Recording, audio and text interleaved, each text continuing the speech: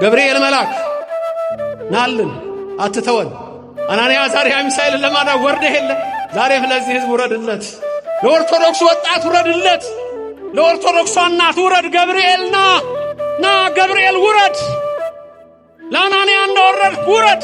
ለአዛርያ እንደወረድክ ውረድ። ጸሎት ሁሉ አንደኛው ጸሎት የዮሐንስ ወንጌል ነው። ሌላው ዳዊት ነው። ከዛ ውዳሴ ማርያም ነው። ከዛ መልኩን እንደዚህ ያለ ይቀጥላል። ደረጃ ማውጣት አይደለም። ዮሐንስ ወንጌል ግን ደረጃ ማውጣለት። እኔ በእግዚአብሔር ፊት የምቆም ገብርኤል ነኝ። በማፊት የምቆም ክብር ምስጋና ይግባው። ማን ነው ይሄንን ያለው? በእግዚአብሔር ፊት የምቆመው ማን ነው ያለው? ገብርኤል በማፊት ነው የሚቆመው። ኦርቶዶክሱ ባዶ እንዲሆን በየቀኑ የሚሰሩ ሰዎች አሉ። እወቅ፣ ተነስ። ኦርቶዶክስ በእውቀት የተመላች ነች። አዋቂ ሁን።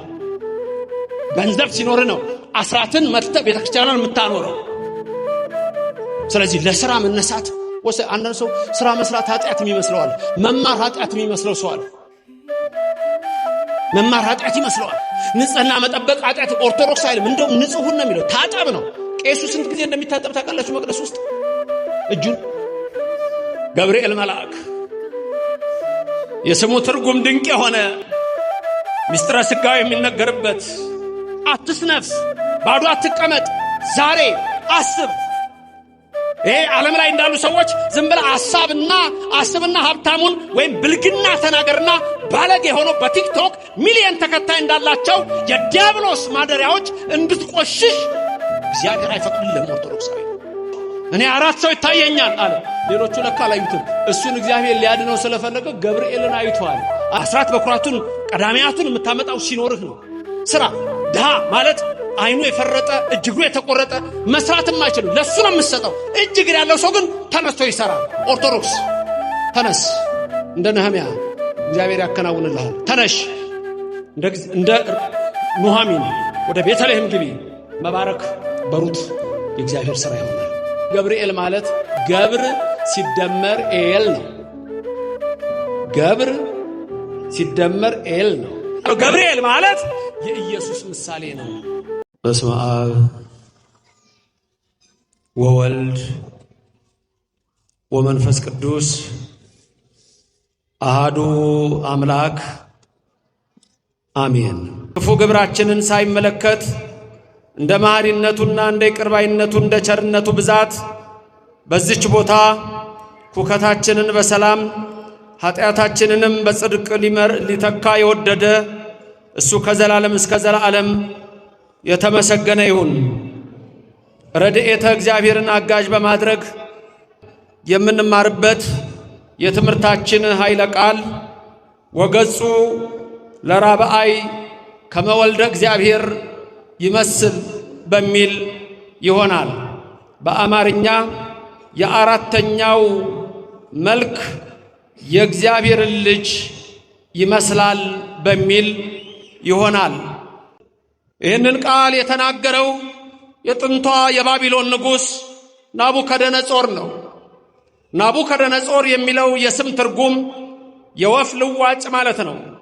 ራሱን የቻለ ታሪክ አለው። ዛሬ ወደዛ አንገባም። ብቻ የባቢሎን ንጉሥ አንድ ጊዜ ይህን ቃል ተናገረ። የተናገረበትም ሰዓትና ጊዜው የታወቀ ነው። ይልቁንም ይህ ናቡከደነጾር ሕልም አይቶ የሕልሙ ትርጉም ከራሱ ከሕልሙ ጋር በጠፋው ጊዜ የከለዳውያንን ጠንቋዮች የባቢሎንን አስማተኞች ወደሱ ጠራ። ሕልም አይቻለሁ፣ ሕልሜ ጠፍቷል፣ የሕልሜን ትርጉም አምጡ፣ ራሱ ሕልሜንም አምጡ አላቸው። መዋሸት አትችሉም፣ ምክንያቱም ስትነግሩኝ ትዝ ይለኛልና አላቸው። ያን ሕልም መተርጎም የሚችል ጠፋ። የከለዳውያን ጠንቋዮች የባቢሎን አስማተኞች ቃላተኞች በጠቅላላ ተሰብስበው ናቡከደነጾር ያለመውን ሕልም ማምጣት አልቻሉም። እውነት ነው፣ ይሄን ምስጢር የሚገልጹ የአማልክት መንፈስ አደረባቸው ብለው እነሱ ያሰቧቸው እግዚአብሔር ምስጢርን የገለጸላቸው ይልቁንም ደግሞ ያ የስሙ ትርጉም ዳኛ እግዚአብሔር ፍትሐ እግዚአብሔር የተባለ ዳንኤል ምስጢርን የሚገልጥ አምላክ በሰማይ አለ ብሎ ይናገራልና ለካ ያን ምስጢር የሚገልጽ ዳንኤል ነበረ። በሰማይ ያለ አምላካችን ምስጢር ይገልጽልናል ብሏል። እውነት ነው። ምስጢርን የሚገልጽ የሰማይ አምላክ ነው። የምድር ጠንቋዮች አንዳች ነገር ያደርጉ ዘንድ አይችሉም። የባቢሎን አስማተኞች የእግዚአብሔርን ምስጢር መናገር አይችሉም። ዛሬም በዚች ምድር ላይ ጠንቋዮች ነን የሚሉ ዘመናዊ ጠንቋዮች ቢሆኑ፣ የጥንት ጠንቋዮች ቢሆኑ፣ በጨል የሚጠነቁሉ ቢሆኑ፣ ስም በመጥራት የሚጠነቁሉ ቢሆኑ፣ ሞራ በመግለጥ ስብ በማየት ቅጠል በመበጠስ ስር በመማስ እነዚህ ሁሉ የሚያደርጉትን እግዚአብሔር በነቢዩ አስቀድሞ እንደተናገረ የሚጠነቁለውንም የሚያስጠነቁለውንም እኔ እግዚአብሔር አሳብደዋለሁ እንዳለ አንዳች የሚያውቁ አይደሉምና የናቡከደነፆርን ሕልም መፍታት አልቻሉም። ያን የሚናገር በዳንኤል ላይ ያደረ እግዚአብሔር ነበረ። የኔና የናንተ አምላክ በሰማይ የሚኖር መንበሩ በሰማይ ነው። እግዚአብሔር ውስጥ ጽርሐ መቅደሱ እግዚአብሔር በሰማይ መቅደሱ ነው። ምስጢር የሚገልጽ እሱ ነው። አሕዛብን ሁሉ በገንቦ ውስጥ እንዳለ ትንሽ ጠብታ የሚያይ በሚዛን ላይ እንዳለ ትንሽ ትቢያ የሚመለከት የኔና የናንተ አባት የኔና የናንተ አምላክ የኔና የናንተ ጌታ ምስጢር የሚገልጽ እሱ ነው። የባቢሎን ጠንቋዮች አንዳች አያውቁምና ክብርና ምስጋና ለዘላለም ለስሙ ይድረሰው። እግዚአብሔር ክብር ይግባው። ታዲያ ናቡከደነፆር ወገጹ ለራብአይ ከመወልደ እግዚአብሔር ይመስል ያለው ገብርኤልን አይቶ ነው።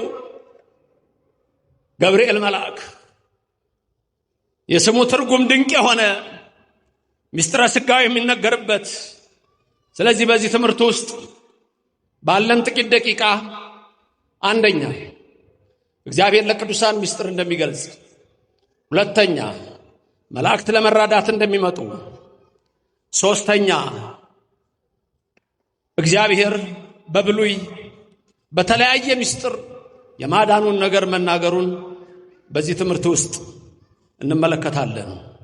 የነቢያትን የሐዋርያትን የሊቃውንትን ጉባኤ የባረከ የእናንተንም ይባርክ።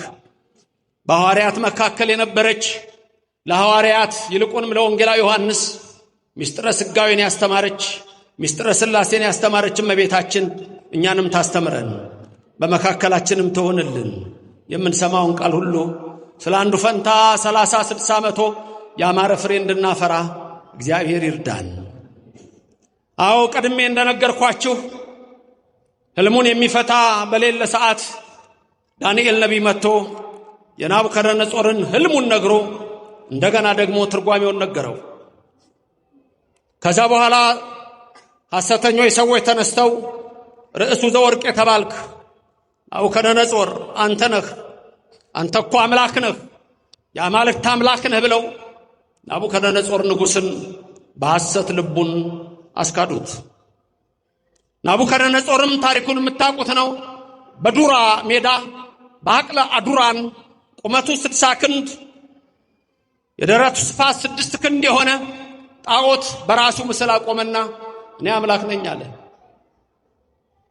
በተለይ ጥንት ቅድመ ልደተ ክርስቶስ አምላክ ነን የሚሉ በርካቶች ተነስተው ነበር። ከነዛ መካከል አንዱ ናቡከደነፆር ነው። ሮማውያን ራሳቸውን አማልክት ይሉ ነበር።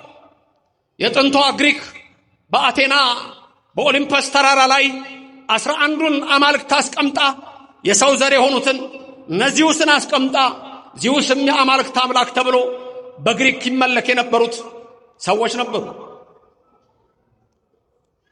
ታላቂቱ ተብላ የምትነገረው ሮማ ሰው አምላኪ ነበረች።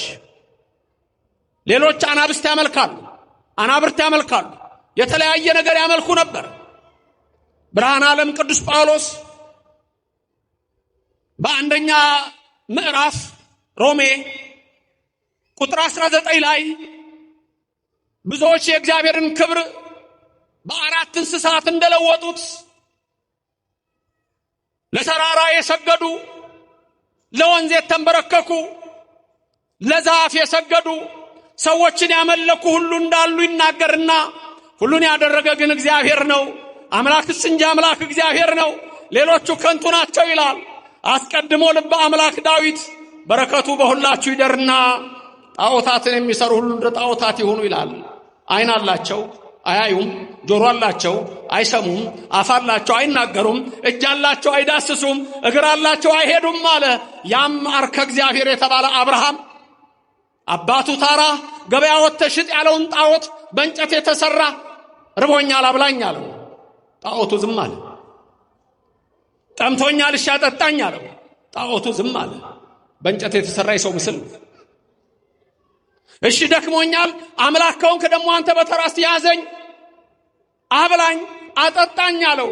የኔና የናንተ አምላክ ብቻ ነው የሚያበላ የሚያጠጣ። ንገሩኝ፣ በቀን ፀሐይ የሚያደርገው ማን ነው? እግዚአብሔር ነው። በሌሊት ጨረቃን የሚያደርገው ማን ነው? እግዚአብሔር ነው።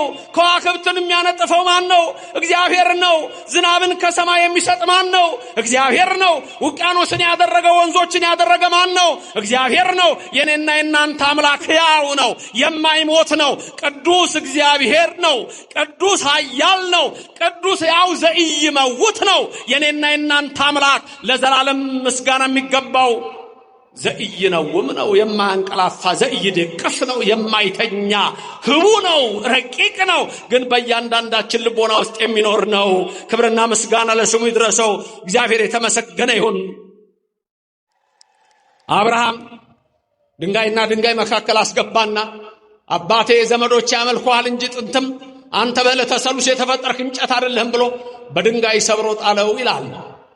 ለዘላለም የሰይጣን መንፈስ ያፈረ ይሁን። የጣዖት መንፈስ ያፈረ ይሁን። የጨሌ መንፈስ ያፈረ ይሁን። የዛር መንፈስ ያፈረ ይሁን። የጠቋር መንፈስ ያፈረ ይሁን። የአዳልሞቲ መንፈስ ያፈረ ይሁን። የወሰንገላ መንፈስ ያፈረ ይሁን። የውቃቢ መንፈስ ያፈረ ይሁን። የጨሌ መንፈስ ያፈረ ይሁን። የጣዖት አምልኮ ያፈረ ይሁን። ለዘላለም እግዚአብሔር ስሙ የተመሰገነ ይሁንልን። ክብርና ምስጋና ለእግዚአብሔር ይድረሰው። የባቢሎን ጠንቋዮች፣ የከለዳውያን አስማተኞች ህልሙንም ማምጣት አልቻሉም፣ ትርጓሜውንም ማምጣት አልቻሉም። በኋላ ተናደው እነዚህን ሰዎች ማጥፋት አለብን አሉ። በተለይ ዳንኤልን፣ አናንያን፣ አዛርያንና ሚሳኤል። ዳንኤል፣ አናንያ፣ አዛርያ፣ ሚሳኤል አገራቸው እስራኤል ነው። 12ቱም ነገድ በባቢሎን ተማርከው ሲሄዱ የተማረኩ ናቸው። እስራኤል 2 ጊዜ ተማርከዋል። ታላላቅ ምርኮ 2 ጊዜ። አንደኛው ቅድመ ልደተ ክርስቶስ 722 አካባቢ ነው። ከክርስቶስ ልደት በፊት 722 ስልምናሶር የተባለ የአሶር ንጉስ መጥቶ 10ሩን ነገድ ወስዷቸዋል። 12 ነገድ ናቸው። 10ሩን ሲወስዳቸው ስንት ነገር ተረፈ? 2። ሁለቱን ትሩፋን ምንላቸው ማለት ነው አይደል? አባቶቼ ትሩፋን እንላቸዋለን በዳዊት ላይ። ሌላው ናቡከደነጾር ደግሞ ከ200 ዓመታት በኋላ ያህል ወደ 586 አካባቢ መጣና 10ሩን ነገር ሳይሆን 12ቱንም ጥርግ አድርጎ ባቢሎን ወሰዳቸው። ያኔ ነው ዳንኤልና አናንያ፣ አዛርያ፣ ሚሳኤል የተማረኩት። እዛ የተወለዱትንም ባቢሎን ወላጆች አልቀው እዛ የተወለዱትንም ትሩፋን ብለን የምንጠራቸው እነሱ ናቸው። ልበ አምላክ ዳዊትን ሲናገር በእንተ ትሩፋን እያለ የምታገኙት ድንገት ካያችሁ ርዕሱ ላይ ትሩፋን የተባሉት ቀድሞ በስልምናሶር የቀሩት ያልተማረኩት 2ቱ፣ ኋላ ደግሞ በናቡከደነጾር ተማርከው 70 ዓመት ምርኮ ከወረዱ በኋላ በባቢሎን የተወለዱት እነዛ ትሩፋን ተብለው ይጠራሉ። የተረፉ ማለት ነው። እግዚአብሔር ከመከራ ያትርፋችሁ፣ ከሚያስፈራ ነገር ያትርፋችሁ። አናንያ፣ አዛርያ፣ ሚሳኤልን የጋረደ ገብርኤል በክንፉ ይጋርዳችሁ። የሚያስጨንቀውን ከእግራችሁ በታች ይጣል። ምን ነው አይችልም? አያደርግም? ገብርኤል አይችልም? ገብርኤል አያደርግም? የእሳቱን ኃይል ያጠፋው ማን ነው? ገብርኤል አይደለም? የአናብስቱን አፍ የዘጋው ገብርኤል አይደለም? ዛሬም ይችላል። ክብርና ምስጋና ለእግዚአብሔር ይድረሰው። ራሱ የነገረን ነገር አለ። ራሱ የነገረን ነገር አለ። የት ነው ገብርኤል ያለው ግን? የት ነው ገብርኤል? ሰማይ ነው አለ እዚህ ምድር? ምክንያቱም አንዳንድ ሰዎች ሲናገሩ ስለምሰማ እኮ ነው። አዋሳ ሆኜ ገብርኤልን ናልኝ ብዬ በጠራው አንድ ሰው አዲስ አበባ ሆኖ ገብርኤልን ናልኝ ቢለው፣ አንድ ሰው አሜሪካ ሆኖ፣ አንድ ሰው እንግሊዝ ሆኖ፣ አንዱ ደግሞ ጃፓን ሆኖ ገብርኤልና ቢለው ለማን ሊመጣ ነው ገብርኤል ብሎ የሚያስብ ጅል አለ። ለምን መሰላችሁ ጅል ያልኩት? አየር እንኳን አዋሳ አለ አየር፣ አዲስ አበባ አለ አየር፣ ጃፓን አለ አየር። ይሄ ምን ተነፈሰው ረቂቅ ነው አይደለ? ሁላችን ማን የሰጠን ይሄንን? የከላውያን ጠንቋዮች፣ የባቢሎን አስማተኞች ማን የሰጠን? የምድር ነገስታት ንገሩኝ፣ ማን የሰጠን? ማን ነው እንድንተነፍስ የሚያደርገን? ስሙን ጥሩት። ሰማይና ምድርን የፈጠረ የኔና የናንተ አምላክ ምስጉን የሆነ እግዚአብሔር ነው። ክብርና ምስጋና ለዘላለም ይድረሰው። ታዲያ ከአየር መላእክት ረቂቃን ናቸው። ከአየር መላእክት ረቂቃን ናቸው። ሌላ ቀርቶ ከአየር ከነፋስ የኔና የናንተ ነፍስ ረቂቅ ናት። ከነፋስ የኔና የናንተ ነፍስ ረቂቅ ናት። ከኔና ከናንተ ነፍስ መላእክት ረቂቃን ናቸው። ከመላእክት በላይ ደግሞ ሥላሴ ረቂቃን ናቸው። ባጭሩ እንዲገባችሁ እንዴት ይገለጻል መሰላችሁ? የአየር ርቀት በእኔና በእናንተ ነፍስ ዘንድ እንደ ተራራ ነው። የኔና የናንተ ነፍስ ረቂቅ ናት አይደል? በገብርኤል ዘንድ ስትታይ ግን ተራራ ነው የምታክለው። ሚካኤል ገብርኤል ረቂቃን ናቸው አይደለም? በሥላሴ ዘንድ ሲታዩ እንደው ተራራ ነው የሚያክሉት። እግዚአብሔር ሁሉን የፈጠረ እሱ ነው። ስሙ ለዘላለም የተመሰገነ ይሆንልን። ክብር ምስጋና ለስሙ ይድረሰው። ታዲያ ማጋ ሊመጣ ነው ገብርኤል ይላሉ። ገብርኤል ደግሞ ምንድን ነው ያለን? ሉቃስ ወንጌል ምዕራፍ 1 ቁጥር 9 ላይ ከኔ ቀጥለው ተናገሩ። እኔ በእግዚአብሔር ፊት የምቆም ገብርኤል ነኝ። በማፊት የምቆም ክብር ምስጋና ይግባው። ማን ነው ይሄንን ያለው? በእግዚአብሔር ፊት የምቆመው ማን ነው ያለው? ገብርኤል በማፊት ነው የሚቆመው። የእግዚአብሔር ፊት ወዴት ነው? መምህር አካለ ወልድ ነው የሚባሉት። የእሳቸው ይመስለኛል አሉ የሚባለው መምህር አካለ ወልድ በረከታቸው ድረሰን ትልቁ መምህር ናቸው። በቦሩ ሜዳ የእግዚአብሔር ፊት ወዴት ነው ሲባሉ ሻማ በሩ የተባሉት እሳቸው ይመስሉኛል። እውነት ነው። በአንድ ቤት ውስጥ ሻማ በራችሁ፣ አንድ ጨለማ ቤት ውስጥ ሻማ በራችሁ። ሻማው ጨለማውን አራቀው አይደል? ስታበሯት የሻማው ፊት ወዴት ነው? ወዴት ነው የሻማው ፊት? ወደ ሁሉም። ታዲያ ሻማው እንኳን ወደ ሁሉ ፊት ከሆነች እግዚአብሔር እንዴት በሁሉ አይኖርም? የለም እንዴ? ሰማይ በወጣ አንተ በዚያ ነህ፣ ወደ ምድር በወርድ አንተ በዚያ ነህ፣ ወደ አድማስ ጫፍ ብሄድ አንተ በዛ ነህ አለ ዳዊት። በሁሉ ነው የመላው እግዚአብሔር። ክብር ምስጋና ይግባው። ቀጥሎ የሚናገረው ቃል ደግሞ አለ። ቀጥሎ የሚናገረው ቃል ደግሞ ምን አለ? ቀኝ ትደግፈኛለች አለ። ንገሩኝ፣ ምን ትደግፈኛለች? ቀኝ ምን ታረገኛለች? የእግዚአብሔር ቀኝ ይደግፋችሁ፣ ኃይሉን ያልብሳችሁ፣ ጸጋውን ያጎናጽፋችሁ፣ የሚያስጨንቃችሁን ከእግራችሁ በታች ይጣል። ታዲያ ገብርኤል በእግዚአብሔር ፊት ከሆነ ሁሉም ጋር ነው ያለው። ገብርኤል ዳሩት ያውቁታል? አያውቁትም። ቢነግሯቸውም አይሰሙም። ብንሰብክም ብናስተምርም መጽሐፍ ቅዱስን ያነቡታል? አይሰሙም። አንድ ሰውዬ መንገድ ላይ ተገናኙና ሰላምን አለው። እንዴት ነህ? ደህና ነህ? እንደምን ነህ? አለው ደህና። እንዴ ሞታል ብለውኝ። ወይ ኧረ አለው። ማን እንደሚያወራው? ኧረ አለው። እንዴ እያየህ አለው እንጂ አለው። አይ ከታመነ ሰው ነው የሰማሁት። ከታመነ ሰው ነው የሰማሁት። ሰውየው እያለ ከማርቲን ሉተር ነው የሰማው። ምን ያደርገው ታዲያ? እሱ ከታመነ ሰው ነው የሰማው። አይለውጥም፣ አይቀይርም። እንዲሁ ተሸፋፍኖ ሲኦል ነው። ለንስሐ ሕይወት ያብቃን፣ የጠፉትን ይመልስልን። ታዲያ የከለዳውያን ጠንቋዮች፣ የባቢሎን አስማተኞች በሶስቱ በዳንኤል፣ በአናንያ፣ በአዛርያ፣ በሚሳኤል ላይ ተነሱና በተለይ አናንያ፣ አዛርያ፣ ሚሳኤል እሳቱ እንዲጣሉ አረጓቸው። ናቡከደነጾር በአቃዱራን ምስል አቆመ። ስገዱልኝ አለ።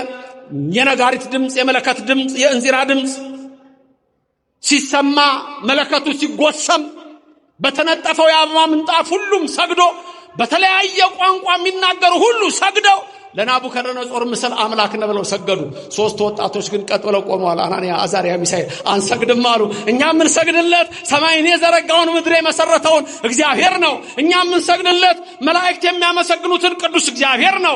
እኛ የምንሰግድለት ዝናብን የሚያዘንበው ፀሐይ የሚያወጣውን ነው። ክረምትና በጋን የሚያፈራርቀውን ነው። እኛ የምንሰግደው ለጣዖት ለሰው ለንጉሥ አይደለም።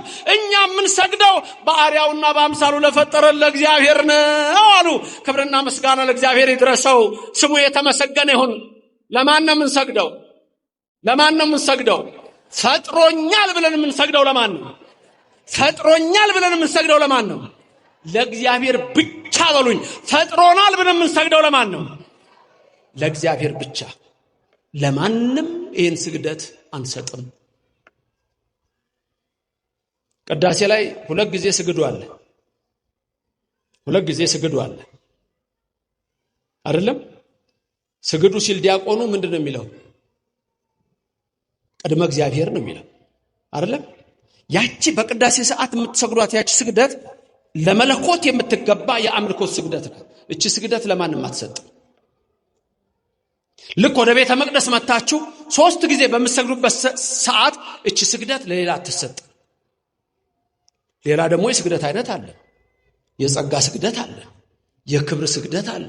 አይደለም? ይሄ ቅድም ያለው የአምልኮ እንላለን። አምላኬ ብለን የምንሰግደው ለኢየሱስ ክርስቶስ ለእግዚአብሔር ብቻ ነው። ፈጣሪ ብለን የምንሰግደው ለኢየሱስ ክርስቶስ ለእግዚአብሔር ብቻ ነው። ሌሎች ስግደቶች ግን ለእመቤታችን ስለሚገባት እመቤታችን እንሰግድልሻለን። ተመልከቱ፣ በፊቷ የጸጋ ስግደት፣ ለገብርኤል እንሰግዳለን ይገባሃል የክብር ስግደት እያልን እንዲህ አይነት ስግደት አለን ኦርቶዶክሳውያን። ይህንን ጠንቅቀን ማወቃችን የሚጠቅመው ናቡከደነፆር ላቆመው ምስል አናንያ፣ አዛርያ፣ ሚሳኤል አንሰግድም ባሉ ሰዓት 7 እጥፍ የነደደው እሳት 49 እንዲሆን ተደረገ። 7 እጥፍ ተጨምሮበት ፈርተው እንዲሰግዱ ነበር። እነሱ ግን አልሰገዱም። እጅና እግራቸውን አስረው ጣሏቸው። ታውቃላችሁ፣ እኔ ለመጣ የፈለኩት ወደ ምሳሌዋ ነው። እሷን አውቀን እንለያያለን። እግርና እጃቸውን አስረው በሰንሰለት ታስረው በቃ አንሰግድም እያሉ እነዛ ጠላቶቻቸው ደስ አላቸው። በቃ እነዚህ ሰዎች ጠፉልን፣ ተገላገልናል። እናንተ እኮ ብትጠፉ ደስ የሚላቸው ሰዎች አሉ። ታውቃላችኋል? ኦርቶዶክስ እኮ ቢጠፋ ደስ የሚላቸው ሰዎች አሉ። የተዋህዶ አማኞች እኮ ቢጠፉ ደስ የሚላቸዋል። እናንተ እኮ ምንም ባዶ ብትሆኑ ደስ የሚላቸው ሰዎች አሉ። ኪሳችሁ ገንዘብ ባይኖረው ደስ የሚላቸው ሰዎች አሉ። እናቶቻችን ቤታችሁ በዋዲያቱ ሊጥ እንዳይኖር ዱቄት እንዳይኖር የሚመኙ ሰዎች አሉ። ኦርቶዶክሱን ከቢዝነስ ማውጣት ከኑሮ ማውጣት ደሃ ማድረግ ብለው የሚያስቡ አሉ። የአናንያ አዛርያ ሚሳኤል አምላክ ግን አይተውንም። ክብርና ምስጋና ለእግዚአብሔር ይድረሰው። እማይተው ደግሞ ልንገርህ፣ መቼ እንደማይተው ደግሞ ልንገርህ። እንደ አናንያ አዛርያ ሚሳኤል ስትሰራ ነው፣ ሳትሰራ አይደለም። አናንያ አዛርያ ሚሳኤል ዳንኤል ከእስራኤል ቀደም እንዳልኳችሁ ባቢሎን ሲሄዱ የሥራ ሰዎች ናቸው። ቁጭ ብሎ ወሬ የለም፣ ስራ ነው። ከጽዳት ለምን አይጀምርም? ከምንም ለምን አይጀምርም? መነሳት ነው። እንድርያስን ሁኑ።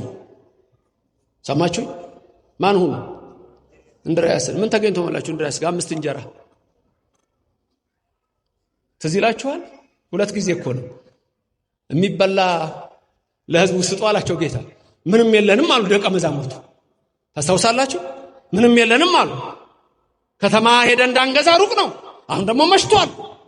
ምንም የለም። 5 እንጀራና 2 ዓሣ አለ። እሱ ደግሞ እንግዲህ ወይ ለ3 ሰው ለ4 ሰው ሊያጠግብ ይችላል እንጂ ህዝቡ ስንት ነው? ወንዶች ብቻ ስንት ነበር? 5000። አንድ ጊዜ 4000፣ አንድ ጊዜ 5000። 2 ዓሣና 5 እንጀራ እንዴት ይደረጋል? እሱ ተገኘ። እንድርያስ ይዟል። በኩረ ሐዋርያት ይባላል። የመጀመሪያው ሐዋርያ የተመረጠው እንድርያስ ነው። የጴጥሮስ ወንድም ነው። ታላቁ አይደለም ወንድሙ ነው። ታላቁ ጴጥሮስ ነው። ጴጥሮስ ሌሎቹ እድሜያቸው 22 ሲሆን እሱ 55 ነበር በዛ ሰዓት።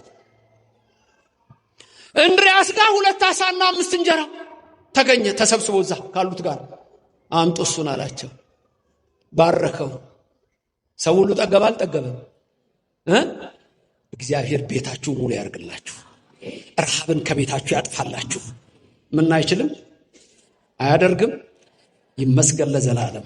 ይችላል። የኔና እናንተ አምላክ። ታዲያ ምን ሆነ? 5 እንጀራ 2 ዓሣ ያን ሁሉ ሰው አጥግቦ ስንት ቅርጫት ነበር የተነሳው? የዛን ቀን ስንት ቅርጫት? 12 መሶብ። የት ሄደ? ተጣለ እንዴ? የት ነበር ሄደው? የት ነበር ሄደው? ሴቶች ናቸው የመመለስ ያለባችሁ። የተነሳው 12 ቅርጫት ወዴት ሄደ? ማርያም መግደላዊት ቤት ተቀመጠ። ከዛስ የታመመ ሰው ሲመጣ ከዛች ይቆነጠርና ይሰጠዋል። ሆዱ ተነፍቶ ቢመጣ እንደ ደብረ ሊባኖስ የንፍሮ ውሃ እንደ ዳቤዋ ወዲያውኑ ይለቀዋል። ፈውሱን ይላክላችሁ። ጤና ላጣችሁ ጤናውን ይስጣችሁ። ታዲያ ረሃብ በሚሆን ሰዓት ያቺ ትወሰድና ለበረከት ትደረጋለች። እኔ አሁን የፈለኩት ምንድነው? 5 እንጀራ 2 ዓሣ 5000 ሰው አጠገበ። ትንሽ ነበር አልነበረም? 2 ዓሣ አላችሁ እናንተ ቤት? እሱ ነው የኔ ጥያቄ። 5 እንጀራ አለ እናንተ ቤት? 50 እንጀራ አላልኩ? 2 ዓሣ ምን ማለት መሰላችሁ? 2 ዓሣ የግድ ዓሣ አይደለም ቤታችሁ የምጠብቀው፣ ወይም 5 እንጀራ አይደለም። ትንሽ ስራ ስሩ፣ ጀምሩ። 2 ዓሣ 5 እንጀራ ያበረከተ የኢየሱስ ክርስቶስ እጅ ቤትህ ይገባል። የመድህኑ እጅ ቤትሽ ይገባል። ደሞዜ ትንሽ ብለህ ልታስብ ትችላለህ። 5 እንጀራ 2 ዓሣ 5000 ሰው ሲያጠግብ ግን አስተውል አባትማ እንደሆነ ምን ላደርጋት ነው እችን ብለሽ ልታስቢ ትችያለሽ። ያ ሁለቱን ዓሣ አምስቱን እንጀራ ያበረከተው የድንግል ልጅ አብ ልጅ የኢየሱስ እጅ ቤትሽ ሲገባ ይሞላል፣ ይትረፈረፋል፣ ይሞላል፣ ይሞላል፣ ይሞላል። የኦርቶዶክስ ልጆች በትንሽ ተነሱና ስሩ። መባረክ የማፋንታ ነው። ከኔ ቀጥላችሁ አንድ ቃል ተናገሩ። እኛ ባሪያዎቹ ተነስተናል። ምን አላችሁ? እኛ ባሪያዎቹ ተነስተናል። እግዚአብሔር ያከናውንልናል። የነብዩ የነህምያ ቃል ነው። በረከቱ ሁላችሁ ይደር። ስለዚህ ተነስ ለሥራ፣ ተነሽ ለሥራ። መባረክ የማፋንታ ነው አልን። ተማር፣ አትስነፍ፣ ባዶ አትቀመጥ። ዛሬ አስብ። ይሄ ዓለም ላይ እንዳሉ ሰዎች ዝም ብለህ አስብና ሀብታሙን ወይም ብልግና ተናገርና ባለጌ ሆኖ በቲክቶክ ሚሊዮን ተከታይ እንዳላቸው የዲያብሎስ ማደሪያዎች እንድትቆሽሽ እግዚአብሔር አይፈቅድልህም። ኦርቶዶክሳዊ አይፈቅድልሽም። የተዋህዶ ልጅ ንጽህና ነው ዋናው። እግዚአብሔርን መፍራት ነው ዋናው። መቅደስ እኮ ነው እግዚአብሔር። መቅደስ ነሽ እኮ እግዚአብሔር። ይዛ አብይ ነገር እናፈክሙ ካፋችሁ ክፉ ቃል አይውጣ። ብዙ ሰው ልታዩ ትችላላችሁ። ብልግና ካፉ ሲወጣ በልባቸው የተቀመጠው ዘንዶው ነው በምላሳቸው ወጥቶ የሚናገረው። አንተ ግን ኦርቶዶክሳዊ የሚያድርብህ መንፈስ ቅዱስ ነው። አሁንም መንፈስ ቅዱስ ይደርብህ። የሚያድርብሽ መንፈስ ቅዱስ ነው። መንፈስ ቅዱስ ይደርብሽ። እኛ ባሪያዎቹ ምን ነበር? ምን ሆነናል? ተነስተናል። ተነስ፣ ተነሽ፣ ስሩ። ማያከናውናል። ስለዚህ ሁለቱ ዓሣ አምስቱ እንጀራ ትኑራችሁ። ትንሽ ትኑር ቤት። ከዛ ባርክ በሉት። ይባርካል እንጂ ኦርቶዶክሱ ባዶ እንዲሆን በየቀኑ የሚሰሩ ሰዎች አሉ። እወቅ። ተነስ። ኦርቶዶክስ በእውቀት የተመላች ነች። አዋቂ ሁን። ገንዘብ ሲኖር ነው አስራትን መጥተህ ቤተክርስቲያንን የምታኖረው። ስለዚህ ለሥራ መነሳት አንዳንድ ሰው ስራ መስራት ኃጢአት ይመስለዋል። መማር ኃጢአት የሚመስለው ሰው አለ። መማር ኃጢአት ይመስለዋል። ንጽህና መጠበቅ ኃጢአት። ኦርቶዶክስ አይልም። እንደውም ንጹህ ነው የሚለው። ታጠብ ነው። ቄሱ ስንት ጊዜ እንደሚታጠብ ታውቃላችሁ? መቅደስ ውስጥ እጁን ቅዳሴ ሊገባ ሲል ይናጻል። ከዛ እንደገና እጄን ከአፋዊ ድፍ ንጹህ እንዳደረክ ብሎ ይናጻል።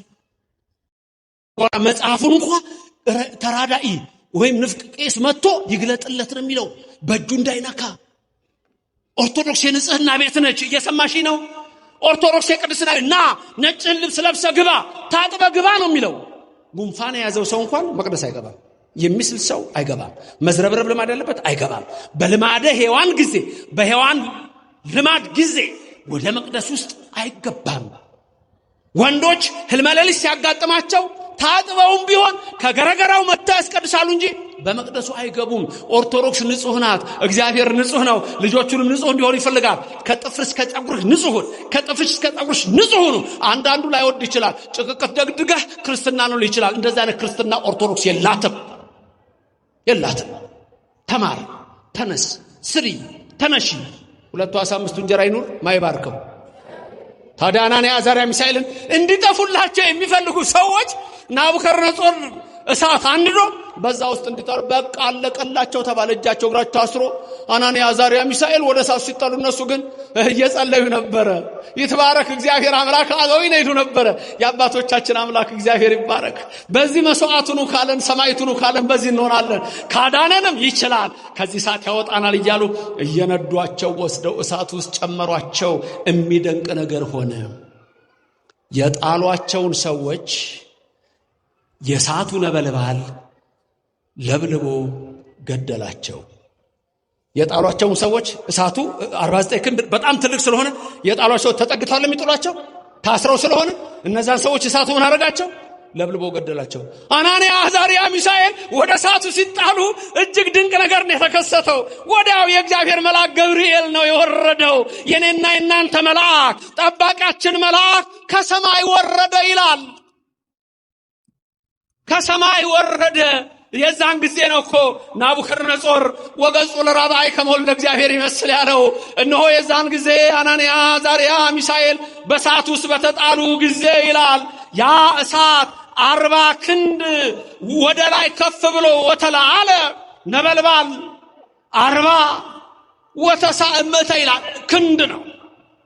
49 ክንድ ወደ ሰማይ። ወዲያው ምን ይላል? ወወረደ መልአከ እግዚአብሔር። ስሙ የተመሰገነ ይሁን እግዚአብሔር። ከኔ ቀጥላችሁ ተናገሩ። ወወረደ መልአከ እግዚአብሔር በሉ። የእግዚአብሔር መልአክ ወረደ። ወዘበጦ ለነበልባለ እሳት ወረሰዮ ከመነፋስ ቆሪር። ይደንቃል። የእግዚአብሔር መልአክ ከሰማይ ወረደ። ያንን እሳት እነሆ ነበልባሉ መታው። የዛን ጊዜ የእሳቱ ኃይል ወደ ውሃ ተለወጠ። የአናንያ የአዛርያ የሚሳኤል የእጅና የእግራቸው ሰንሰለት ተበጠሰ። እግራቸው ተፈታ፣ እጃቸው ተፈታ። በእሳት ውስጥ እየተመላለሱ ምን አሉ? ይትባረክ እግዚአብሔር አምላከ አበዊነ፣ የአባቶቻችን አምላክ እግዚአብሔር የተመሰገነ ይሁን። መልአኩን ላከ፣ እሳቱ ውሃ ሆናሉ። ክብርና ምስጋና ለእግዚአብሔር ይድረሰው። ወወረደ መልአከ እግዚአብሔር፣ የእግዚአብሔር መልአክ ወረደ። ማወረደ የማ መልአክ? የእግዚአብሔር ምን መልአክ የማን ናቸው? ገብርኤል የማን ነው? ሚካኤል የማን ነው? ኡራኤል የማን ነው? ሩፋኤል የማን ነው? ሳቆኤል የማን ነው? አፍኒን የማን ነው? እነዚህ ሁሉ መላእክት የእግዚአብሔር ናቸው። ክብር ምስጋና ለእግዚአብሔር ይድረሰው። ኦርቶዶክሳውያን ስጀምር ያልኳቸው የመላእክት ክብር፣ የቅዱሳን ክብር በአናንያ በአዛርያ የነሱ ክብር መሰላችሁ? ለከዊነ እሳት ደርሰው ነበር። ምን አልኩኝ? ለከዊነ እሳት ደርሰው ነበር። ድገሙልኝ። ከዊነ እሳት ትልቅ ማዕረግ ነው። ፍልሰታ ላይ ድንገት ውዳሴ ማርያም ስትተረጎም ከሰማችሁ አሉ የመጽሐፉ መምህር ሊያስተካክሉን ይችላሉ። እሳቸው እዛ ላይ ምን ሰማላችሁ? አባ ኤፍሬም ወይም ኤፍሬም ሶርያዊ በመግባሩ ለባሃዊ በተግባሩ ለባሃዊ በሀገሩ ሶርያዊ ባስልዮስ ዘቂሳርያን በእሳት አምድ ካየው በኋላ ይሄንንማ ሄደው በአካል ቢያዩት ደግሞ የበለጠ ነው ብሎ ሊያየው ሲሄድ ወታዘቦ ልቡ ለኤፍሬም ይላል። አባ ባስልዮስም ሲያየው የያዘው ወንጌል የወርቅ አትሮንሱ የወርቅ መነሳንሱ መያዣው የወርቅ መነሳንሱ የሐር ኩፋር ጠምጥሞ ስለ ወንጌል ክብር ነበር። እሱ እንደዛ ሲያስተምራየውና ከመስጋዊ ወጥቷል። ይሄማ ስጋዊ አይደለም እንዴ ያለ ወታዘቦ ልቡ ለኤፍሬም ይላል። ታዘበው ይሄማ ስጋዊ ነው አለ። አይ ቆይ ኤፍሬም አትቸኩል። አንዳንድ ሰዎች ለሐሜት ትቸኩላላችሁ። አባ ኤፍሬም እንኳን እንዲሆኗል። ግድ የለም እግዚአብሔር ይመልሰን። የኤፍሬም ልቡ ታዘበው። አራት ነገር እስኪያይ አንዱ ምን መሰራችሁ? ታዋሲያን እየመጡ ሲያስተምር ባስልዮስ ዘቂሳርያ ላይ ልብሱ ላይ ሲያርፉ እርር ኩምትር እያሉ ይወድቃሉ። ለምን? ለከዊነ እሳት ደርሶ ነበር ማለት እሳት መሆን እሳት ይሆናሉ። እንዳይበዛ እንጂ 40 ደቂቃ ይሄ እንዳልፍብኝ እንጂ አባ እንጦስና አባ ጳውሊ ተገናኝተው የሆኑትን ታውቃላችሁ? የሁለቱም በረከት ይደርባቸው። አባ ጳውሊና አባ ጳውሎስ ተገናኝተው ነበር አንዴ ሌሊት ላይ። ያኔ እንደምናየው እንደዚህ መብራት የለም ጨለማ ነው። ሲጸልዩ አባ ጳውሊ አባቱ የሰጠችው ወንጌል ዮሐንስ ነበር። እሱ ነው የሚጸልየው። ከጸሎት ሁሉ አንደኛው ጸሎት የዮሐንስ ወንጌል ነው። ሌላው ዳዊት ነው። ከዛ ውዳሴ ማርያም ነው። ከዛ መልኩን እንደዚህ ያለ ይቀጥላል። ደረጃ ማውጣት አይደለም። ዮሐንስ ወንጌል ግን ደረጃ ማውጣለት። ያችን ይዞ ጳውሎስ ሲጸልይ 10 ጣቶቹ ናቸው የሚያበሩለት። ጨለማ ውስጥ እኮ ነው የቆመው ሊጸልይ ወንጌል ይዞ 10 ጣቶች እንደ ፋና ያበሩለታል። በዛ ነው የሚያየው። አቤት መታደል! ጨለማችሁን ያርቅላችሁ። የጳውሊ በረከት ይደርብን። አባ እንጦንስ እሱን ያህል ወይ ጉድ! ይሄ እንደው እንዴት የታደለ ሰው ነው ይለዋል። ጣቶቹ እያበሩ ያኛው ደግሞ አንዳንዴ እኮ ለራሳቸውም እኮ እግዚአብሔር የሚያደርግላቸው እኮ ስለሚበዛ የማያውቁትም እኮ። አባ ጳውሊ ደግሞ ቀጥ እንዲህ ሲያየው እዛ ሆኖ ይጸልያል። አባ እንጦኒ ደግሞ ከእግሩ እስከ ራሱ ድረስ የእሳት አምድ ሆኗል ይላል። እግዚአብሔር በበረሃው ነው ይምላችሁ። የቅዱሳን ጸጋ ከዊነ እሳት አናንያ፣ አዛርያ፣ ሚሳኤል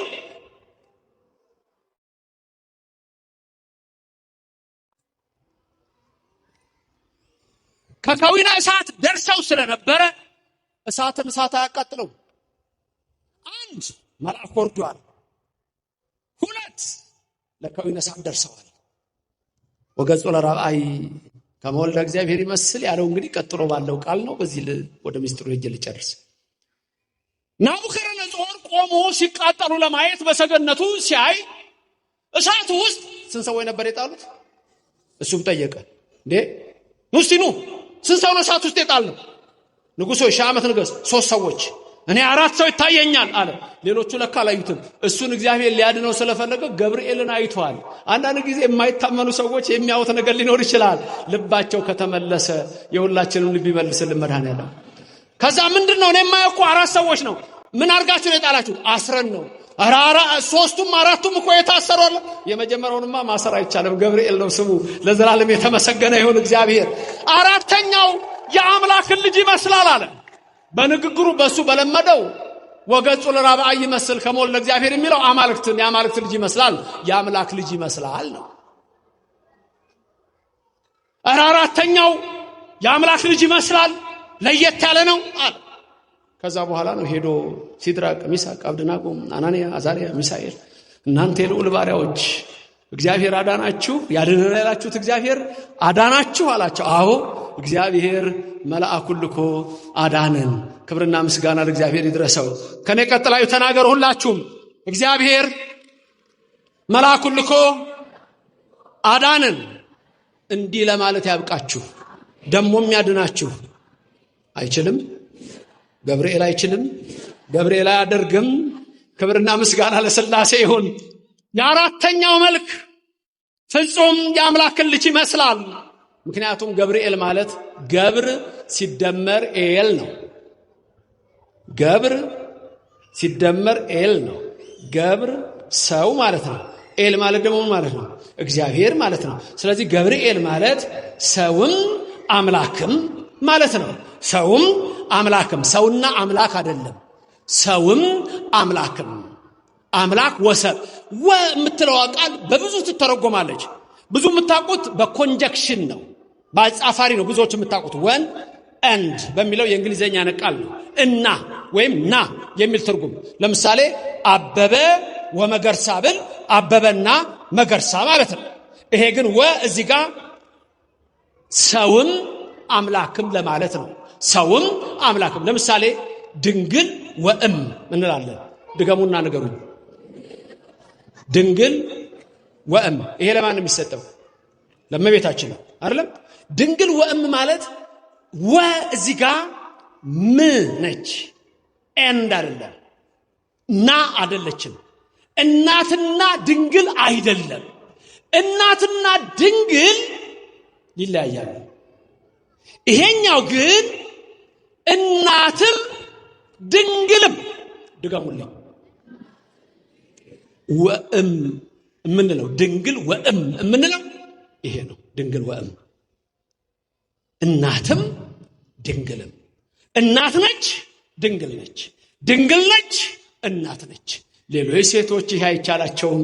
የኔና የእናንተ እናት እመብርሃን ብቻ ነች። ይሄ ጸጋ ያላት ምልዕተ ክብር ምልዕተ ውዳሴ መዝገበ ጸሎት አቁራሪተ መዓት የምንላት ሰዓሊተ ምሕረት የምንላት መዝገበ ጸሎት የምንላት የመላእክት እህት የምንላት እህቶሙ ለመላእክት የምንላት እሞሙ ለሰማዕታት የሰማዕታትን እናት የምንላት ሞገሶሙ ለሐዋርያት የሐዋርያት ሞገስ የምንላት የኔና የእናንተ እናት ድንግል ማርያም ብቻ ናት። እናትም ድንግልም ተብላ የምትጠራ። ክብር ምስጋና ለሥላሴ ይሁን። ልክ እንደዚሁ አምላክ ወሰብ ስንል ገብርኤል የሚለውን ትርጉም ወደ ኢየሱስ ክርስቶስ ነው የሚመጣው። ወደ ኢየሱስ ክርስቶስ ወልደ አብ ወልደ ማርያም በሉኝ እስቲ። ወልደ አብ ወልደ ማርያም ስንል የተለያየ አይደለም። አብ የወለደውን ድንግል ማርያም ተወልደዋለች። ድንግል ማርያም የወለደችው አብ የወለደውን ነው። ወልድ ስንል የአብ ልጅ ማለት ነው። አብ ወልድ መንፈስ ቅዱስ የአብ ልጅ። ከዛ ድንግል ማርያም ስትወልደው ቃል ሥጋ ሆነ የሚለው እግዚአብሔር ሰው ሆነ። ስሙን አማኑኤል አለችው ማለት እግዚአብሔር ከኛ ጋር ነው ማለት ነው። አንድም ከስጋችን ስጋ ከነፍሳችን ነፍስ ነሳ ነው። አንድም በተራዳኢነት ከኛ ጋር ነው። በትልቁ ምስጢር ግን እግዚአብሔር ከኛ ጋር ነው። ይሄው እግዚአብሔር በከብቶች በረት ተገኘ። ሊቁ ዲዮስቆሮስ በቅዳሴው ላይ ምን አለ? አንሶ ሰው ወገሃደ፣ በግልጽ ተመላለሰ፣ በግልጽ ተመላለሰ፣ እንደ ሰውም ታያለ። ሰው ሆኖ በሱ ልዩነት የለም፣ ቱሳኤ የለም፣ ላጤ የለም፣ ቧዴ የለም፣ ድማሬ የለም። አምላክ ሰው ሆነ። አምላካችን እኛን ለማዳን ሰው ሆነ። ሰውም አምላክም የምንለው እሱን ነው። ክብር ምስጋና ለእግዚአብሔር ይድረሰው። መልካም እንግዲህ ትምህርቱን ላጠቃለውና የዚህ ምስጢር ምንድነው? ዝም ብለን አናንያ አዛርያ ከሳት ዳኑ ብቻ ነው ወይስ ቅዱስ ጳውሎስ እንዳለው አይዳአ እግዚአብሔር ለአበዊነ እንዳለ በዕብራውያን ምዕራፍ 1 ቁጥር 1 አስቀድሞ እግዚአብሔር በብዙ ህብር በብዙ ምሳሌ ተናገረ ስለሚል አንዱ ምሳሌ ይሄ ነው። አናንያ አዛርያ ሚሳኤል የጻድቃን ነፍሳት ምሳሌ ናቸው። የማን ምሳሌ ናቸው? የጻድቃን ነፍሳት፣ የነፍሳተ ብሊት በብሉይ ዘመን የነበሩ የቅዱሳን አባቶቻችን እናቶቻችን ነፍስ ምሳሌ ናቸው። ቀላል ጥያቄ። በብሉይ ዘመን የነበሩ ቅዱሳን ሲሞቱ ወዴት ነበር የሚሄዱት? ብሉይ ዘመን የነበሩ ቅዱሳን ሲሞቱ ወዴት ነበር የሚሄዱት? ወደ ገነት፣ ወደ ሲኦል። በብሉይ ዘመን የነበሩ በጠቅላላ ቅዱሳን አሉ አይደል? ሲሞቱ ወዴት ነበር የሚሄዱት? ወደ ሲኦል። ምክንያቱም ዘፍጥረት 3:22 ገነት ተዘጋች። መቼ ነው የተከፈተችው? ጌታ በመስቀል ላይ ዋለ ዓርብ ቀን በዕለተ ዓርብ አይደለም? በዕለተ ሪት ሰማይኩከ፣ በተመረጠች ዕለት ምን አረኩ? ሰማሁህ። ሰማይኩኪ፣ ሰማሁሽ። የሚሰማችሁ አምላክ ስሙ የተመሰገነ ይሁን። ስለዚህ ገነት የተከፈተችው መቼ ነው? ጌታ በመስቀል ላይ ሆኖ። የጸሎተ ሐሙስ ዕለት ቅዳሴ ያስቀደሳችሁ አላችሁ? የጸሎተ ሐሙስ ዕለት ቅዳሴ ያስቀደሳችሁ ዲያቆኑ ተንስኡ ሲል ምን ነበር ትሉ የነበረው? መልሱን እግዚኦ ተሳሃለን ነው ወይስ ምን ነበር የምትሉት? ምን ነበር የምትሉት? የጸሎተ ሐሙስ ዕለት ዲያቆኑ ተንስኡ ሲል ምን ነበር ሲባል የነበረው? ተሰጠው መልሱ ስብሐት ለአብ ወወልድ ወመንፈስ ቅዱስ ነው እንደሱ የተባለው። ሰላም ለኩልክሙ ሲል ደግሞ ካህኑ ምስለ መንፈስከ ነው ወይስ አቡነ ዘበሰማያት ነው ያላችሁት? አስታወሳችሁ? ግን ጸልዩ በእንተ ሰላም ቤተክርስቲያን ሲል ኪርያላይሶ ነው ያልነው አይደለም እንዴ? ያኛውን የተንሱ ኪርያላይሶ ለምን ተው ነው አይደል? ዲያቆኑ ተንሱ ባለ ቁጥር እናንተ የምትሉት ምን ነበር? እግዚኦ ተሳሃለን። ግን የዛ ቀን አልተባለም። ሐሙስ ዕለት በሱ ፈንታ ስብሐት ለአብ ወወልድ ወመንፈስ ቅዱስ አቡነ ዘበሰማያት እንዲህ ነበር ስንል ነበር። ለምን አንድ ዲያቆንና አንድ ካህን አለ እንደዚህ ጋር ተንስኡ ለጸሎትና ሰላም ለኩልክሙ የሚልልኝ አለ። አንድ ዲያቆን አንድ ካህን ምሳሌውን ነግራችሁ እኮ ነው። ታስታውሱታላችሁ አለ። እነሱ ባይሉ ታስታውሱታላችሁ አለ። ዲያቆን ታስታውሳላችሁ አለ ሁላችሁ ተንስኡ ለጸሎት በእዝል። መልሱ ምንድነው? ከእናንተ በእዝል ያልኩት እኮ በደንብ ስለምትችሉ ብዬ እኮ ነው። ህዝቡ ተንስኡ ለጸሎት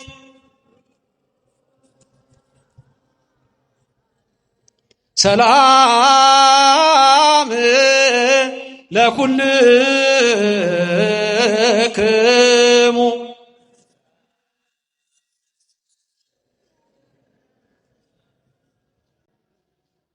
ከእናንተ ሀገር ማህሌት የኛ ሀገር ለቅሶ ይሻላል አሉ አለቃ ገብረሃና። የሆነ ቦታ ሄደው አለቃ ገብረሃና እና ታዲያ ቅዳሴውን ካላወቃችሁ ምንድነው የምትሉት ታዲያ? አያጥራኝማ ውዴ ሰምቼው ነው ሰሞኑን ሰምቼው ውዴ ዋናው ቅዳሴው እኮ ነው። ተንስኡ ለጸሎት የሚለው ዲያቆን የአዳም ምሳሌ ነው። የማ አዳም እችን ቃል ያላት ጌታ የተሰቀለ ቀን ነው።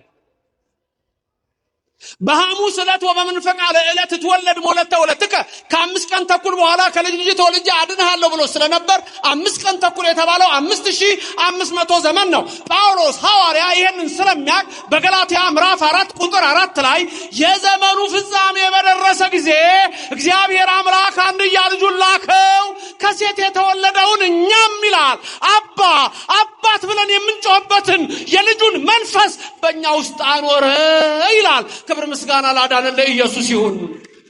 ታዲያ የዘመኑ ፍጻሜ 5500 ዘመን ደርሳ አዳም ያችን ዕለት ይጠብቃት ስለነበረ የተፈጠረባት ዕለት ዓርብ ናት። ጌታ 6 ሰዓት በቀራንዮ መስቀል ላይ ሲሰቀል 9 ሰዓት ነፍሱን ሲሰጥ ያኔ አዳም በሲኦል ውስጥ ያሉትን ነፍሳት ምን አላቸው?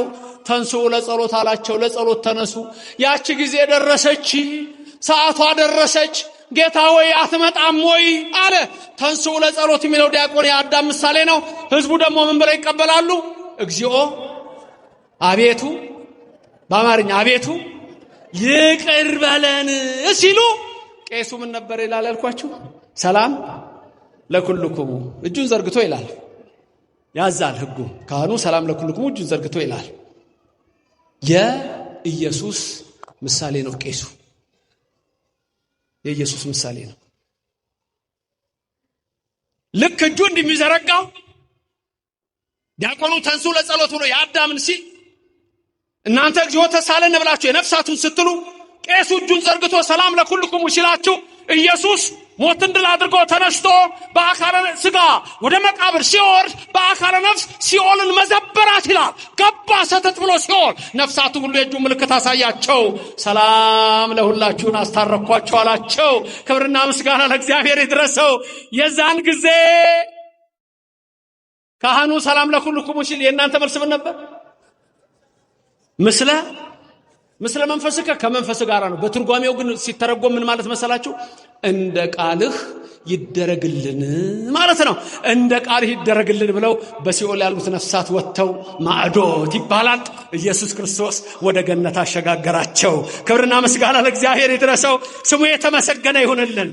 ታዲያ አናንያ፣ አዛርያ፣ ሚሳኤል በብሉይ ዘመን የነበሩ የማምሳሌ የጻድቃን ነፍሳት እሳቱን ደሞ ሲጥሏቸው ለብልቦ የገደላቸው ሰዎች የሉ። እነሱ ደግሞ የኃጥአን ነፍሳት ምሳሌ። ያ ደግሞ እንዳለ እቶነ እሳቱ ያለበት ስፍራ የሲኦል ምሳሌ። ማን ነበረ ወረደ የተባለው? ወረደ መልአክ እግዚአብሔር ያለው ማን ነበረ? ወገጹ ለራባይ ከመወልደ እግዚአብሔር ይመስል የተባለው ገብርኤል ማለት የኢየሱስ ምሳሌ ነው። ገብርኤል ማለት አምላክም ሰውም ማለት ሲሆን ኢየሱስ ክርስቶስ ደግሞ ወልድ እርሱ ከድንግል ማርያም ሲወለድ አምላክም ሰውም ሆኗል። ገብርኤል የተባለው መልአክ ለኢየሱስ ምሳሌ ነው። ኢየሱስ ክርስቶስ መጣ፣ በቀራንዮ አደባባይ ተሰቅሎ ሁላችንንም ከሲኦል አወጣን። ክብር ምስጋና ለእግዚአብሔር ይድረሰው። ስሙ የተመሰገነ ይሁንልን።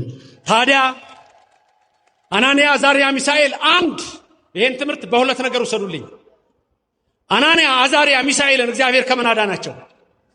ከእሳት። ማን ልኮ አዳናቸው? ገብርኤል ያድናል አያድንም? ገብርኤል የሚላከው ከማን ነው? በቃኛ ከእግዚአብሔር ነው። ቢፈልግ ሌላ ይፈልገውን ይበል። እኔ አንድ ሰባኪ ትዝ ይለኛል ድሮ ገብርኤልን ለመስደብ ሲፈልግ እኛንም ለመንቀፍ ሲፈልግ በየባሱ ላይ አለ ገብርኤል ተከተለኝ ብሎ ጽፎ ገደል ይገባል አለ። ያሳዝናል። አላስተዋይ ነው። የሚሞት ሰው ሁሉ ኃጢአት ሰርቶ ነው የሚሞተው። የሚሞት ሰው ሁሉ በሌላ ነው የሚሞተው። ብዙዎች እኮ አልሰሚዎች አሉ። ልንገራችሁ፣ በስጋችሁ አናንያ፣ አዛርያ፣ ሚሳኤልን ከእሳት ያዳነ እግዚአብሔር፣ ከእሳት ያወጣ ገብርኤል እናንተንም በስጋችሁ አይተዋችሁም። በስጋችሁ ሁሉ ያክብራችሁ እግዚአብሔር። ያክብረኝ በሉ፣ በስጋዬ ያክብረኝ በሉ። አንዳንዱ ላይ ስማማ ይችላል፣ አልገባውም። ቅድም ያልኳችሁ ነው። 2 ዓሣ 5 እንጀራ ያስፈልጋቸዋል። በስጋ አንተ ውእቱ አምላክ ከስጋ ወነፍስ ነው። በዘወትር ጸሎታችሁ የምትጸልዩት ምንድን ነው? አምላክ አንተ ለኩሉ ዘስጋ ወለኩላ ዘነፍስ። ተመልከቱ፣ በስጋም በነፍስም እግዚአብሔር ለእናንተ ያገባዋል። ስለ ሕይወት ያገባዋል። ቤት ኪራይ ስለምትከፍለው ያገባዋል። እግዚአብሔር ስለምታረገው ጫማ ያገባዋል። ስለምትለብሺው ቀሚስ እግዚአብሔር ያገባዋል። ዛሬ ምሳ በልተሽ እንደሆነ እግዚአብሔር ያገባዋል። እግዚአብሔር በሕይወታችሁ ልንገራችሁ የሥጋም አምላክ ነው። ስለ ልብስ አታስቡ፣ ስለ ምግብ አትጨነቁ ያለው እኮ እነሆ ሥጋን ሰጥቻችኋለሁ እንኳን ልብስን፣ ነፍስ ሰጥቻችኋለሁ እንኳን ምግብን። ስለዚህ ስሩ፣ እባርካለሁ፣ ቤታችሁን በበረከት እሞላዋለሁ። ይሙላ ቤታችሁን። አይችልም? አያደርግም? 2 ዓሣ 5 እንጀራ ግን አለ ቤታችሁ? ይኑር። ተነስና ስራ። የሥጋም አምላክ ነው። ይሄን ትምህርት ብዙዎች ይዘነጉታል። እኔ አልዘነጋም፣ ልዘነጋም አልችልም። ቅድም እንዳልኩ ነው። አስራት በኩራቱን ቀዳሚያቱን የምታመጣው ሲኖርህ ነው። ስራ። ድሃ ማለት አይኑ የፈረጠ እጅግሩ የተቆረጠ መስራትም አይችልም፣ ለሱ ነው የምትሰጠው። እጅግር ያለው ሰው ግን ተነስቶ ይሰራል። ኦርቶዶክስ ተነስ፣ እንደ ነህምያ እግዚአብሔር ያከናውንልሃል። ተነሽ፣ እንደ ኑሃሚን ወደ ቤተልሔም ግቢ። መባረክ በሩት የእግዚአብሔር ሥራ ይሆናል። እግዚአብሔር ይባርካችሁ። የሥጋ አምላክ ነው አይደለም? ሥጋን የፈጠረው ማን ነው? ስለዚህ ስለምትበሉት እግዚአብሔር ያውቃል። አትጨነቁ ተባላችሁ እንጂ አትስሩ አልተባላችሁ፣ አታስቡ አልተባላችሁ። ስለ ሰውነት አያገባውም እግዚአብሔር። እንቅፋት እንዲመታ አይፈልግም እግዚአብሔር። ሰማይ እግርሽን እንቅፋት እንዲመታው አይፈልግም እግዚአብሔር። ምንድነው ያለው? መላእክቱን ስላንተ ያዛቸዋል፣ እግሮች በድንጋይ እንዳይደናቀፉ። 1000 በቀኝህ 10,000 በግራህ ይወድቃል፣ ወደ አንተ ግን አይቀርብም። መላእክቱን ስላንተ ይልክላል አላለም እግዚአብሔር? በሥጋም በነፍስም ነው ይሄ ማለት። ክብርና ምስጋና ለእግዚአብሔር ይድረሰው። በሥጋ ኦርቶዶክሳን ገብርኤል ከሚያስፈራ መከራ ሁሉ ሊያድናችሁ ከእናንተ ጋር ነው። የገብርኤል አምላክም እግዚአብሔር ከእናንተ ጋር ነው። ዶኪማስ ቤት ሄዶ ውሃን ወይን ጠጅ ያደረገው የሥጋ አይደለም እንዴ? እና ታዲያ ወይን ምንድን ነው? ሚስጥሩን በኋላ እንነጋገር። ሥጋው ደሙ ነው። ና ወደ ሥጋው ደሙ ና፣ ሚስጥሩ ላይ ና። በቤትህም ይሞላልሃል፣ በነፍስህም ይሞላል። በሥጋሽ ይሞላልሻል፣ በነፍስሽ ይሞላልሻል። አይችልም? የዝናቡ ጌታ አይችልም? ውቅያኖስን የዘረጋው አይችልም? አዋፍን የሚመግበው አይችልም ወይ? ንገሩኝ። እውራ ሞራ የሚመግበው አይችልም ወይ? እግዚአብሔር አመስግኑት። ስሙ የተመሰገነ ይሁን። ሁለተኛው በነፍሳችሁ ከሲኦል ሊያወጣችሁ የታመነ አምላክ አላችሁ። እግዚአብሔር አምላካችሁ ከእሳት ሊያወጣችሁ የታመነ ነው። ክብር ምስጋና ይግባ። በራሳችሁ ነው የምትድኑት? ተዘከረን ረሳችሁት? በከመ ምሕረትከ አምላክነ ወአኮ በከመ አበሳነ ረሳችሁት? ቅዳሴው ላይ መተን በከመ ምሕረትከ አምላክነ ወአኮ በከመ አበሳነ። እንደ ስራችን እኮ እንደ ኃጢአታችን አይደለም። እንደ ምንህ ነው? እንደ ቸርነቱ ያድናችሁ።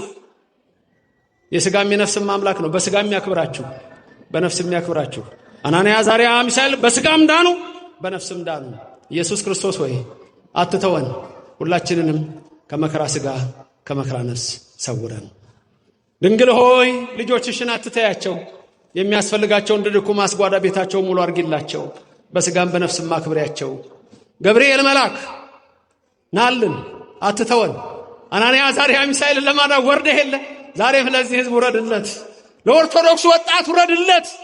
ለኦርቶዶክሷ እናት ውረድ። ገብርኤል ና ገብርኤል ውረድ። ለአናንያ እንደወረድክ ውረድ። ለአዛርያ እንደወረድክ ውረድ።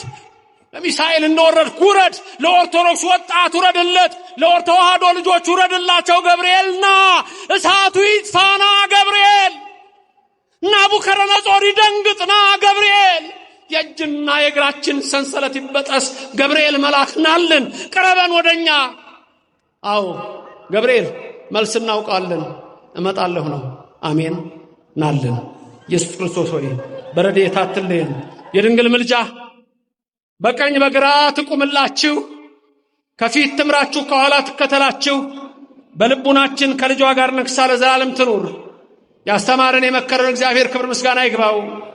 እሱን ብቻ አምልከን ለመኖር ይርዳን። የከለዳውያን ጠንቋዎች፣ የባቢሎን አስማተኞች አንዳች ማድረግ አይችሉምና በጠንቋዎችና በቃልቻዎች በጨሌጣዎችና በስር በጣሾች የምትመሩ ዛሬውኑ ንስሐ ገብታችሁ ሂዱ። እግዚአብሔር ጠንቋውንም አስጠንቋውንም አሳብደዋለሁ ይላልና እንዳትጠራጠር ይችላል እግዚአብሔር። ውጡ፣ የሰማዩን አምላክ ብቻ አምልኩት። አናንያ አዛርያ ሚሳኤል የዳንኤል አጎቶች ዳንኤልም ጭምር ያመለከውን የሰማዩን አምላክ እመኑት። ሚስጥር የሚገልጽ አምላክ በሰማይ አለ። ሁሉን የሚሰጥ አምላክ በሰማይ አለ። ሁሉን ይስጣችሁ። አሜን። ክብር ምስጋና ለሥላሴ ይሁን።